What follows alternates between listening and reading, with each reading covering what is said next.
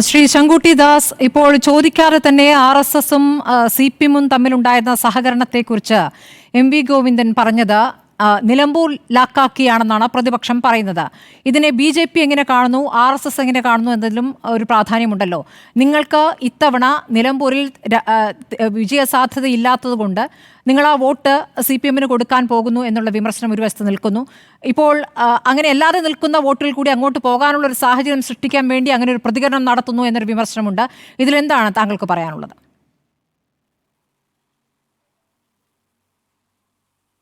നമുക്ക് ഗോവിന്ദമാഷ്ട ഇന്നലത്തെ പ്രസ്താവനയെ പറ്റി രണ്ട് അഭിപ്രായങ്ങളാണ് പ്രബലമായിട്ട് കേട്ടത്. ഇതുവരെയുള്ള ചർച്ചയ്ക്കിടയിലാണെങ്കിലും കഴിഞ്ഞ ദിവസങ്ങളിൽ സോഷ്യൽ മീഡിയയിലൊക്കെ ആണെങ്കിലും രണ്ട് പ്രധാനപ്പെട്ട അഭിപ്രായങ്ങളാണ് കേട്ടത്. ഒന്ന്, അത് CPM-നുള്ളിൽ നിന്നുള്ള ഒരു ബോംബാണ്. അതായത് M സ്വരാജിന് കിട്ടാൻ സാധ്യതയുള്ള ന്യൂനപക്ഷ വോട്ടുകൾ നഷ്ടപ്പെടുത്താൻ വേണ്ടി, സ്വരാജ് ജയിക്കേണ്ടതില്ല എന്നുള്ള നിലപാടിൻ്റെ അടിസ്ഥാനത്തിൽ സ്വരാജിന് ഹാം ചെയ്യാൻ വേണ്ടി തന്നെ ബോധപൂർവ്വം നടത്തിയിട്ടുള്ള ഒരു പ്രസ്താവനയാണത് എന്നുള്ളൊരു നിലപാട് പറയുന്നത് കേട്ടു.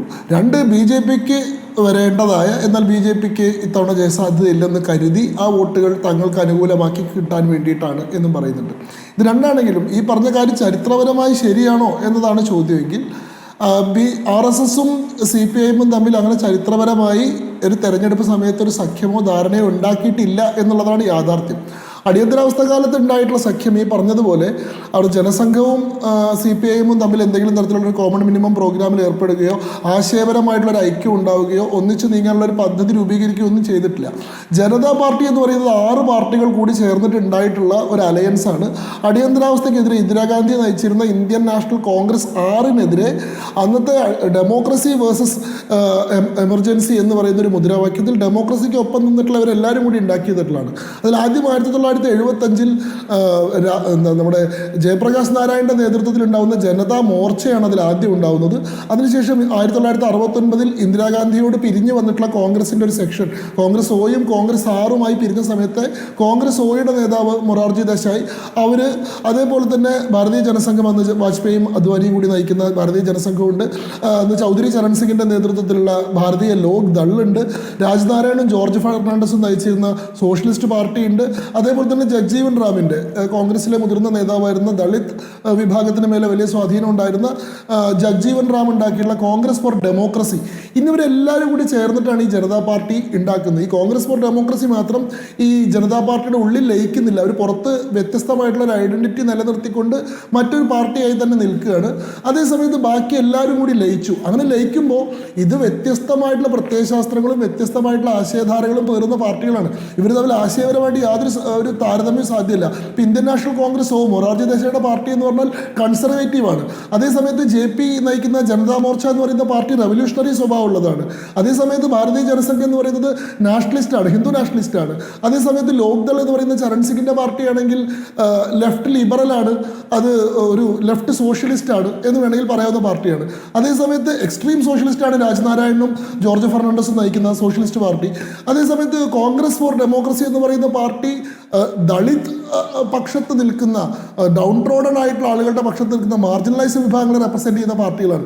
ഇവരെ എല്ലാവരെയും ഒന്നിച്ചു കൊണ്ടുവരുന്ന ഒരൊറ്റ അജണ്ട എന്ന് പറയുന്നത് അടിയന്തരാവസ്ഥയെ പരാജയപ്പെടുത്തുക എന്ന് പറയുന്ന, അടിയന്തരാവസ്ഥ കാലത്ത് നടക്കുന്ന തെരഞ്ഞെടുപ്പാണ് അത് എന്ന് ആലോചിക്കണം. 1977 അതൊരു അനിവാര്യത എന്ന കാര്യത്തിൽ തർക്കമില്ല. അടിയന്തരാവസ്ഥയ്ക്കെതിരെ എല്ലാ വിഭാഗത്തിലുള്ളവർ ഒരുമിക്കുന്ന ഒരു പ്രത്യേക കാഴ്ചയാണ് അന്ന് കണ്ടത്. പക്ഷേ എന്തിനാ ഇപ്പോൾ അത് പറയുന്നു? തെരഞ്ഞെടുപ്പിന് 2 ദിവസം മുമ്പ് ഇപ്പോൾ ഇത് എന്തിനു പറയുന്നു എന്ന് CPIക്ക് പോലും സംശയമാണ്. അത് നിങ്ങൾക്ക് കുറച്ച് സ്വീകാര്യത തരുന്ന ഒരു രൂപത്തിലേക്ക് ആവുന്നുണ്ട് ആ പ്രതികരണം. അതിന്റെ പിന്നിലെ ഐക്യത്തെക്കുറിച്ചാണ് അപ്പുറത്തുള്ളവർ സംശയിക്കുന്നത്. ഞങ്ങൾക്ക് ആ തരത്തിലുള്ള സ്വീകാര്യത ആവശ്യം. ഇതിൽ രണ്ടാമത്തെ ഒരു കാര്യം, വളരെ പ്രധാനപ്പെട്ട ഒരു കാര്യം കൂടി ഞാൻ പറയട്ടെ. ഈ ജനതാ പാർട്ടിയുമായിട്ട് CPIM സഖ്യത്തിലല്ല. CPIM ജനതാ പാർട്ടി തെരഞ്ഞെടുപ്പിൽ മത്സരിച്ച് 295 സീറ്റുകൾ മേടിച്ച് മൊറാർജി ദേശായിയുടെ നേതൃത്വത്തിൽ സർക്കാർ രൂപീകരിച്ച് ആ സർക്കാരിനെ നയിക്കേണ്ടത് ആരാണെന്നുള്ള കാര്യത്തിലൊക്കെ ധാരാളം തർക്കങ്ങളുണ്ട്. പിന്നീട് അവസാനം ജയപ്രകാശ് നാരായണനും ആചാര്യ കൃപലാനിയും കൂടിയിട്ടാണ് മൊറാർജി ദേശായിനെ പ്രധാനമന്ത്രിയും ചൗധരി ചരൺ സിംഗും ജഗ്ജീവൻ റാമും 2 ഡെപ്യൂട്ടി പ്രൈം മിനിസ്റ്റർമാരും അതേപോലെ തന്നെ അദ്വാനി വാജ്പേയി ഒക്കെ മന്ത്രിസഭയിൽ അംഗങ്ങളായിട്ടുള്ളൊരു മന്ത്രിസഭ ഉണ്ടാക്കുന്നത്. ആ മന്ത്രിസഭയ്ക്ക് പുറത്തുനിന്ന് പിന്തുണ കൊടുക്കുകയാണ് CPIM ചെയ്യുന്നത്, അടിയന്തരാവസ്ഥ വിരുദ്ധ നിലപാട് ഉയർത്തിപ്പിടിക്കാൻ. പക്ഷെ അവിടുത്തെ ഏറ്റവും പ്രധാനമായിട്ടുള്ള കാര്യം CPIM-ന്റെ പിന്തുണ ആ മുന്നണിക്ക് ആവശ്യമുണ്ടായിരുന്നില്ല. 542 സീറ്റിലേക്ക് നടന്നിട്ടുള്ള തെരഞ്ഞെടുപ്പിൽ 271 സീറ്റാണ് കേവല ഭൂരിപക്ഷം. ജനതാ പാർട്ടിക്ക് ഒറ്റയ്ക്ക് 295 സീറ്റ് ഉണ്ടായിരുന്നു.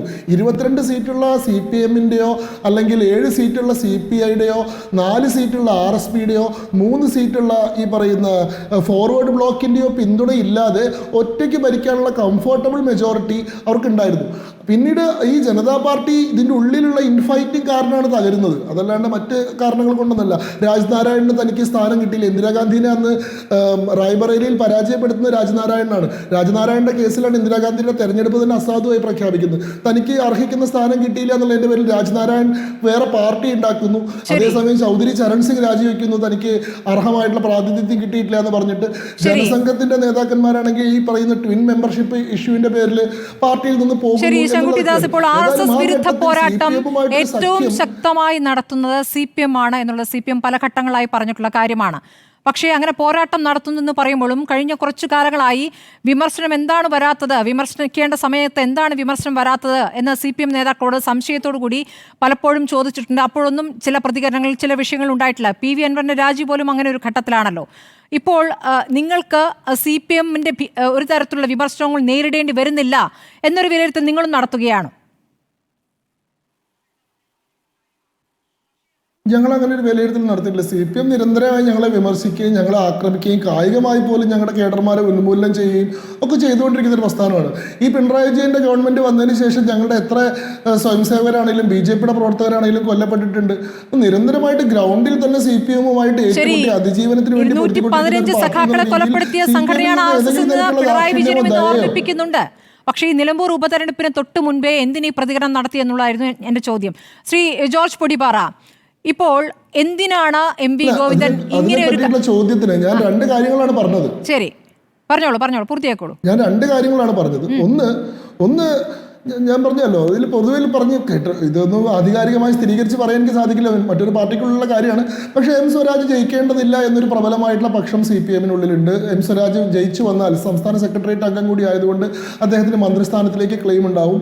അതുകൊണ്ട് തന്നെ അദ്ദേഹം ജയിക്കേണ്ടതില്ല, അദ്ദേഹത്തെ പരാജയപ്പെടുത്താൻ വേണ്ടി ബോധപൂർവ്വം നടത്തിയിട്ടുള്ള പ്രസ്താവനയാണെന്ന് ഒരു വിഭാഗം വാദിക്കുന്നുണ്ട്.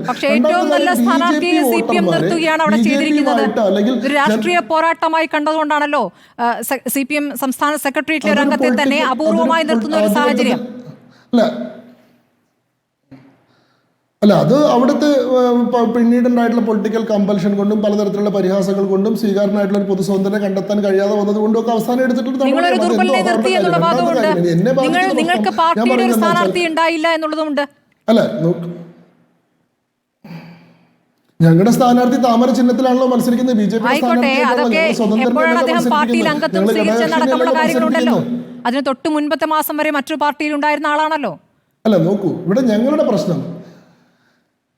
പ്രശ്നം എന്താണ്? ഈ പ്രചരണം കൊണ്ട് വേണമെങ്കിൽ CPM-ഉമായിട്ട് നമുക്ക് വേണമെങ്കിൽ CPM-ഉമായിട്ട് ഒരു സഖ്യമാവാം. ചരിത്രപരമായിട്ട് അങ്ങനെ ഒരു സഖ്യം ഉണ്ടായിട്ടുണ്ട്. വേണമെങ്കിൽ CPM കൂടെ കൂട്ടാൻ കൊള്ളാത്തവരൊന്നുമല്ല, പണ്ടൊരു പ്രത്യേക സാഹചര്യത്തിൽ CPM-ന് കൈ കൊടുത്തിട്ടുണ്ട് എന്നൊരു ധാരണ BJP-യുടെ ഗ്രൗണ്ട് ലെവൽ കേഡർമാർക്ക് തോന്നാതിരിക്കാൻ, ആ കാര്യത്തിൽ ഒരു അവ്യക്തതയ്ക്ക് സ്ഥാനമുണ്ടാവാതിരിക്കാനാണ് പറയുന്നത്. ഈ പറയുന്ന പ്രസ്താവന ചരിത്രപരമായി തെറ്റാണ്, സാങ്കേതികമായി തന്നെ ശരിയല്ലാത്തതാണ്. ഒരു ഘട്ടത്തിലും CPM-ഉമായി കൈകോർത്തുകൊണ്ടുള്ള ഒരു പ്രവർത്തനം BJP-യോ ജനസംഘം സംഘപരിവാറോ നടത്തിയിട്ടില്ല. അടിയന്തരാവസ്ഥയ്ക്ക് എതിരായിട്ടുണ്ടായിട്ടുള്ള ജനതാ പാർട്ടിക്ക് പുറമെ നിന്ന് പിന്തുണ കൊടുക്കുക മാത്രമാണ് CPM ചെയ്തിട്ടുള്ളത്. അതിനുള്ളിലുള്ള ഏതെങ്കിലും പാർട്ടികളുമായിട്ട് ആഭ്യന്തരമായിട്ട് അവർ യാതൊരു തരത്തിലുള്ള സഖ്യം ഉണ്ടാക്കിയിട്ടില്ല.